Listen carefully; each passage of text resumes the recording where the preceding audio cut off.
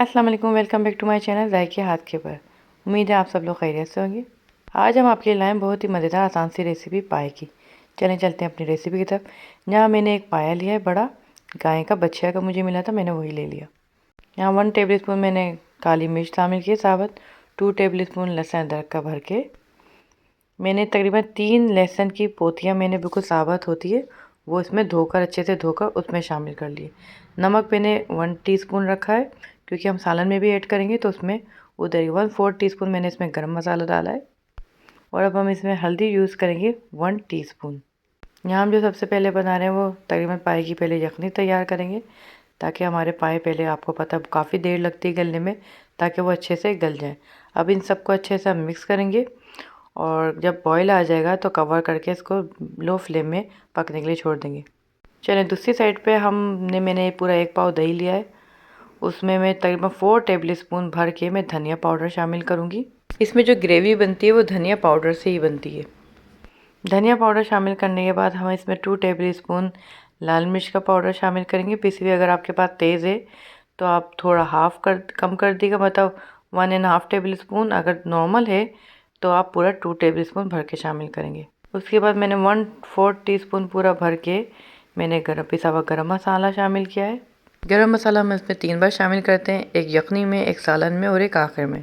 हल्दी हम तकरीबन ½ टीस्पून शामिल करेंगे। ये बहुत आसान सी रेसिपी है और घर में आप बनाएं बहुत ही मज़े की बनते हैं। या आप किसी की दावत कर दें, ख़ास तौर पे सर्दियों में तो मोस्टली हर घर में पाए बनाए जाते हैं। यहाँ मैंने 1/4 टीस्पून पिसी हुई काली मिर्च शामिल करूँगी। अब इन सबको अच्छे से मिक्स करेंगे दही में। इतना अच्छे से मिक्स करने के कोई भी इसमें दही फटा फटा ना दिखे और सारे मसाले अच्छे से मिक्स हो जाए। आप देख होंगे, देखें अच्छे से मैंने मिक्स किया। दही का टेक्सचर भी बहुत गाढ़ा गाढ़ा थिक हो गया क्योंकि इसमें मसालेदार हैं। चले हम आपको दिखाते हैं। यहाँ मुझे 2 आवर्स हो गए पाए पकते हुए, नींस पाए पकाते हुए। ये देखें आप, काफ़ी अभी गले नहीं है, अच्छे से हो गए। मैंने आपको दिखा दिया, पानी भर के हमने शामिल किया था इसमें और इसको मैं मिक्स कर रही हूँ। ये देखिए अब यहाँ मैंने क्या करा है, यहाँ मैंने जो लहसुन की 3 पोतियाँ थी वो अलग कर दी ताकि थोड़ी ठंडी हो जाए। अब इसको कवर करके दोबारा हम पकने के लिए छोड़ देंगे। अब हम इसका सालन तैयार करते हैं। यहाँ मैंने एक सॉस पैन लिया, उसमें 1 कप भर के मैंने ऑयल शामिल किया है। ऑयल शामिल करने के बाद मैं 2 टेबल स्पून भर के लहसुन अदरक का शामिल करूँगी। उसको हल्का सा मैं मिक्स करूँगी, हल्का सा सौते करेंगे। क्या एक होता है ना, कड़कड़ाहट सी आवाज़ आ जाए। फिर इसमें वो जो मैं बीट किया था ना बीटर से, वो उसको मैं अच्छे से मिक्स कर लूँगी क्योंकि इसमें काफ़ी मसाला लगा हुआ है। तो मैं पहले इसमें अच्छे से मिक्स कर लूँगी तेल में ही, ताकि मसाला सारा निकल जाए। अब जो हमने दही में मसाला बनाया था, अब मैं थोड़ा थोड़ा करके इसमें वो शामिल करूँगी। एक साथ नहीं करूँगी क्योंकि कभी होता है वैसे फटता तो नहीं है, पर थोड़ा थोड़ा करके शामिल करेंगे हम। उससे क्या होगा, हमारे जो मसालों की स्मेल है वो भी जाती रहेगी और अच्छे से भूनता रहेगा। दही एकदम ज़्यादा नहीं होगा। आप देख रहे होंगे मैं थोड़ा थोड़ा करके शामिल कर रही हूँ, एक साथ नहीं शामिल किया। यहाँ मैं मीडियम फ्लेम में शामिल कर रही हूँ।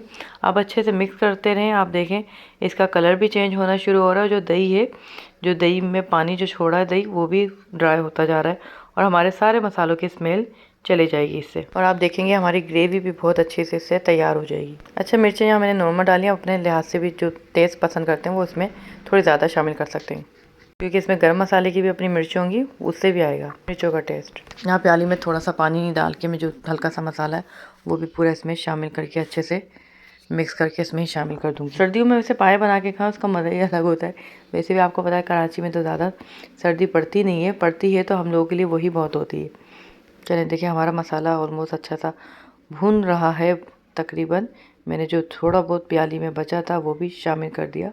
अब यहाँ तकरीबन मैंने 1 टीस्पून नमक शामिल किया है। नमक मैंने अब शामिल किया। अब हम इसको अच्छे से मिक्स करेंगे। आपने देखा होगा पाए में बनने में भी मैंने 1 टीस्पून शामिल किया था, इधर भी मैंने अभी 1 टीस्पून ही शामिल किया।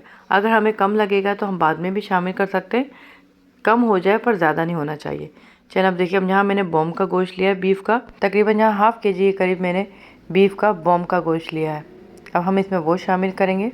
अच्छे से साफ़ हुआ है और पानी भी इसका मैंने ड्राई करने रख दिया था।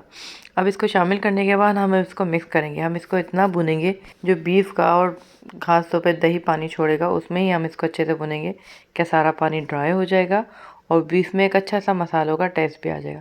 आप देख रहे होंगे मैंने दही में जो मटेरियल जो भी मसाले थे वो डाल के इसमें जब मिक्स कर रही हूँ तो आप सालन की ग्रेवी देख सकते हैं कितना अच्छा सालन बन रहा है इसका, आप देख रहे होंगे। इसका बहुत ज़्यादा ही एक होता है ना, हमें पाए में तो बहुत गाढ़ा भी नहीं चाहिए होता और बहुत पतला भी अच्छा नहीं लगता। तो मसाले परफेक्टली हो ना तो बड़े ही अच्छे लगते हैं। अभी हम इसको काफ़ी देर तक भूनेंगे। यहाँ मैंने तकरीबन 5 से 6 मिनट तक मैं भूनती रहूँगी इसको। अच्छे से मैं मीडियम फ्लेम में भूनूंगी, हाई फ्लेम में नहीं भूनेंगे, उससे मसाले नीचे जलना भी शुरू हो जाएंगे और अच्छे से भुनाई भी नहीं होगी।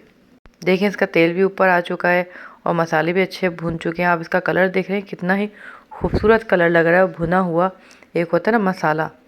अच्छा, आप सोच रहे होंगे मैंने दही में क्यों मसाले शामिल करे, उसको बीट करके फिर मसाले। उससे क्या होता है, मोस्टली हमारा जो दही, मोस्टली नहीं 101% दही फटता नहीं है। होता है ना, जो आप जैसे दही डालो फिर मसाले डालो या मसाले डालने के बाद दही शामिल करो, कभी दही फटा अंदर छोटे छोटे दाने आते हैं, टेक्सचर में अच्छे नहीं लगते। और ख़ास तौर पे जो पतला वाला सालन हो ना, तो उसमें तो बिल्कुल भी अच्छे नहीं लगते इसे पाए का या उसमें, क्योंकि वो एक सामने दिख रहे होते हैं। तो इसलिए आप कुछ भी बनाएं, अगर उसमें मसाले में हमें दही शामिल करना पड़ता है ना, तो अगर आप दही में मसाले मिला के आप ट्राई करेंगे ना, आप यकीन माने बिल्कुल भी नहीं फटेगा सालन, वैसे ही रहेगा। चलें, यहाँ हमारे अच्छे से हमने भून लिया है। अब इसमें मैं पानी शामिल करूँगी। इसमें मैंने तकरीबन ½ लीटर के करीब पानी शामिल किया है और मीडियम फ्लेम से लो फ्लेम करके मैंने इसको कवर करके गलने के लिए पूरा छोड़ दिया। अच्छा, पाए हमने वहाँ 3 घंटे पहले चढ़ाए थे, अब मैंने बोम चढ़ाया, तो बोम को तो 2 से ढाई घंटे लगेंगे अच्छे गलने के लिए और पाए को भी इतना टाइम मिल जाएगा। तो अच्छे से फिर ये दोनों जब अच्छे से गल जाएंगे फिर हम आपस में इनको मिक्स करेंगे। यहाँ हमें 4 से 5 घंटे हो गए पाए करते। और ये देखें, जो मैंने लहसुन निकाला था अब काफ़ी ठंडा हो गया। अब मैं क्या करूँगी, इसको अंदर से जो लहसुन का गूदा होता है, लहसुन होता है, छिलके हटा के वो ईज़िली अब हमारे हाथ से फिसल के निकल जाएंगे। आप देखिए, मैं इसको दबा के जितना भी लहसुन है ना वो साइड में करती जाऊँगी। अच्छा, बहुत से लोग अब जैसे छिलने अभी होता है, छिला हुआ भी लेते हैं, वो अलग बात है। छिला हुआ लेते हैं ना, तो वो क्या होता है, मिक्स में कभी साबुत ही रहता है, वो पूरी तरह वो नहीं होता। हाँ, अगर आप छिला हुआ उसको पीस लें या कूट लें तो वो भी आप शामिल कर सकते हैं।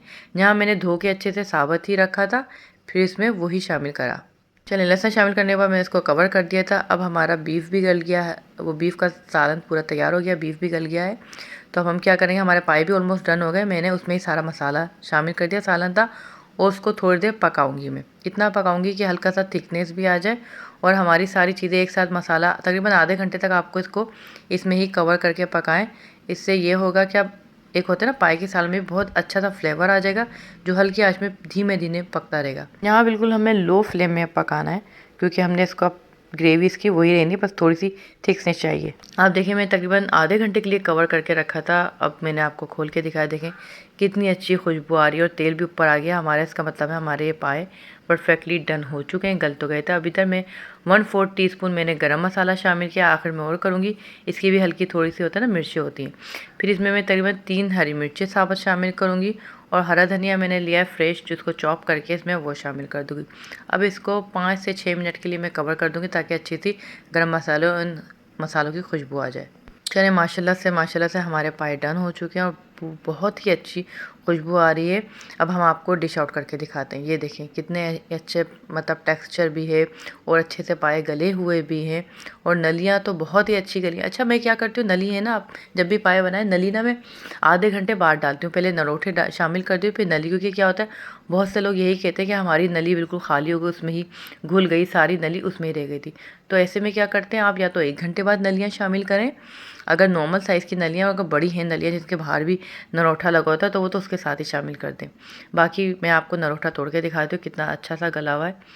ये देखें कितना ही अच्छा गला है। मैंने आपको दिखा दिया। नरोठे नरम ही हो, ऐसे हो कि हाथ लगाओ फट टूट जाए, तो वो ज़्यादा अच्छा होता है। मैं आपको नली भी दिखा दूँ। देखिए, नली पूरी भरी हुई है। मींग जो हमारी नली होती है वो भरी हुई है पूरे गूदे से। अब ये देखें, इसको मैं चमचे से लेकर दिखाती हूँ। अभी मैंने बिल्कुल गरम गरम डिश आउट किया है। अभी थोड़ा ठंडा होने के बाद थोड़ी इसकी जो ग्रेवी है थिकनेस हो जाती है, जो इसका सालन है ना, थोड़ा और गाढ़ा हो जाएगा। ये देखें, माशाल्लाह से इतने अच्छे बने पाए। आपका ये दिखाती हूँ मैं, तेल भी ऊपर, तेल में तार भी आ गया था, इसका मतलब परफेक्टली बना। अगर वीडियो पसंद आई है तो लाइक करें, सब्सक्राइब करें, अपने फ्रेंड एंड फैमिली के साथ शेयर करें और हमें दुआओं में याद रखें। मुझे इजाज़त दीजिए। अल्लाह हाफिज़।